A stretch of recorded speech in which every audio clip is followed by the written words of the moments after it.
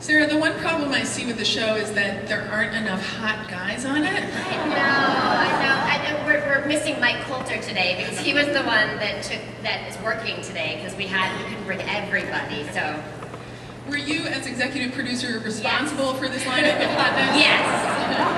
And I hope that each one of my characters has some sort of backstory with all of the characters. Did you have to take off your shirts, guys, on the panel? Take them off. Sarah, any chance that you could add to the hotness portion of the show and invite your husband to guest star? That's our new pitch, is we're going to have my husband come on, and he's going to be in a love triangle with Julianne, Chris's wife, and with Alice, Johan's wife, which really, that'll be season 3. Sounds good. For the producers, Ringer was originally developed for CBS. Can you talk a little bit about how it transitioned to the CW? Sure. Yes, we developed it for CBS, and then we had the great pleasure of being picked up and moved to the CW. And they embraced what the show was. We have a beautiful cast, smart, talented. The story's intriguing. They embraced the serialized aspect of the show. And I think the biggest difference is that we'll just add a lot more youthful, hip music and get some nice songs to promote it. And it was a good transition, it really was. It wasn't such a difficult transition because I come from a CBS show that's procedural, and that's what CBS is known for. But now I get to write this great serialized, thriller, and it works really well on CW. And Sarah, how did you feel about the move? Did it feel a little bit like a homecoming of sorts? Oh my God, for sure. Well, first of all, I'm like, yes, I'm getting better clothing. That was like my first thought. I'm a girl, what can I say? That's where my mind goes. There's so many of the same people that are there, and my experience over there was so incredible and so incredibly supportive, and I think we have a little more freedom at the CW. I think we can explore what the show is about in a different way. I think you can take more risks on the CW. I think we all know who CBS's audience is, and their shows are fabulous, and they're made for that audience, where because CW is still finding themselves, it gives us that opportunity to find ourselves as well. For the producers, can you talk a little bit about season 1? What can fans expect in terms of what questions will be answered? We're going to answer questions, but open some more up. So every time we answer a question, we'll introduce some other element that the audience can sort of embrace and wonder when we'll answer that. But we will answer questions. We know that's people want to know when, why, how, and what's possible. So, and Eric and Nicole have created. When I was introduced to the project, it was already a pilot. I got to read the script. I was thrilled to be a part of it. But they had answers for years. I was amazed at how much information, what they had planned, and a lot of intrigue, a lot of stuff that I still learn every day. I go, really? Is that what we're going to do? Eric and Nicole, can you talk about walking that line between answering questions while also raising new mysteries? Sure. I think if we tell you everything and we tell you everything now, it'll take a lot of the fun out of watching it.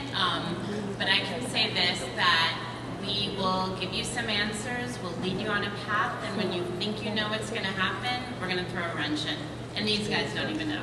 They don't even know half of what's to come. It's going to be fun. Sarah, you're also an executive producer on the show. How involved are you in the storytelling aspect?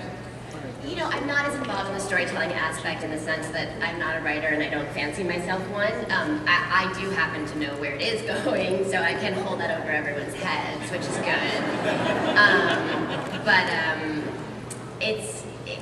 It's been wonderful to sort of see that side of it and how it shapes and how it takes shape. And I have to say it's been an incredibly collaborative experience. But that being said, I don't write storylines. I don't suggest storylines. Unless they involve a hot man. Well, yes, obviously. And the triplet, yeah. Can you tell us how the series first came to you? I've known Nicole and Eric for a long time, and I've been hearing about this script, and I knew I wanted to go back to television. I knew I wanted to be in one place and have sort of that normalcy that I've been missing. And, is that even a word? I read the script, and I was reading the first 10 or 15 pages, and I was like, okay, I get it. And then my friend said, no, you have to keep reading. And I was like, why? I know where this is going. And she's like, no, you don't. And then I'm like, wait, what? They're doing what? Like, can you do that on TV? And I realized that it was the first time in a really long time that I had been surprised by something. I think I said earlier, I was the person that, and I hope none of you were in the theater at the time, but I was the person that at Sixth Sense went, is he dead? Really loud. I apologize if any of you were in the theater that day. And so usually I feel like I know where things are going, and this was the first time I was really caught by surprise, and I thought, I'd watch this show. And I was like, but no one's gonna put this show on television, you know, like there's no way. And I met with Nicole and Eric, and they started to pitch out the whole show, and I thought, wow, I love them, I love the whole thing, no one's gonna make this show. And then we got a phone call that CBS had read it, and they wanted to make the show, and would we come in? And the rest was history. For the producers, can you, in the pilot, you introduced the idea that Siobhan knows a child named Sean, and that something happened to him that was possibly Bridget's fault. Talk a little bit about that and how that will unfold. Do not say anything, anyone. Repeat the film. Yeah, go ahead. I mean, there are things that we allude to that caused a huge rift between the sisters. You know, these were two women who were on parallel journeys, and through a series of bad choices, their paths started to diverge, and there's one inciting incident that caused irreparable damage, and it all plays into the mythos of that, and that's something that will, you know, unravel over the course of the first season in flashback. And Nestor, you've been on a show before, obviously, that's filled with mysteries, and what advice can you give to the rest of the cast on how to handle it when fans come up to you and demand spoilers and answers? I just give it up. I just say, give them what they want. I think I've had to learn to sort of, you know, give the non-answer answer.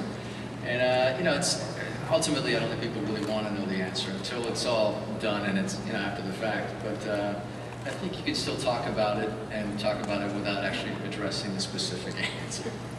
Like politicians. What do you want to know about Dark Knight Rises? I think I'd be shocked. Did anyone on the panel here watch Lost? And have you been grilling him for answers? We got all the Lost gossip when we were shooting the pilot. On our drives to and from set, we begged Nestor for the good stuff. And can you spill? I don't know what I'm allowed to say. Sarah, the show opens with a pretty intense fight scene. Were you feeling deja vu when you were filming it? It was so funny, it was so different, because on Buffy they'd be like, no, Sarah, you can do that, just go through that wall. And I'd be like, I'm really tired, I'm not sure if I should go through that wall. And when we were doing the sequence, like, okay, we got you these stunt doubles, and I was like, for what? And they're like, well, you have to take a fall to the ground. So I'm like, well, why do I have a stunt double? And I was like, and they were like, well, you'll just like pretend to knock. And I was like, no, I can go to the floor. And they were also paranoid, like there was discussions on set as to whether or not it would be okay if I did it. And I'm thinking, this is weird. And so then I took the fall, and they were like, oh, well, that's cool. And then I'm like, okay, well, can I go through the wall? And they're like, no. And I just thought it was so funny, and they wouldn't let me do it. And I kept asking. I wanted to go through the wall. Well, you are an exec producer. Maybe you should. Yeah, I should have yelled at myself. Yes. Exactly. How does it work exactly when you're shooting scenes opposite yourself? Are you talking to a stand-in or a tennis ball on a stick, or what's? You know, we're still figuring it out.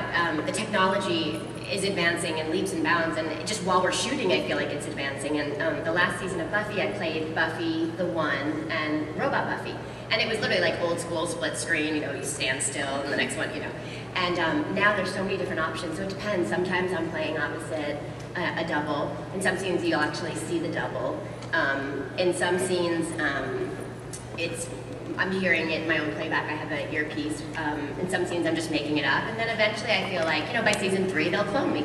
So, or at least that's what I'm hoping for. And that's when the triplet comes in. Yeah.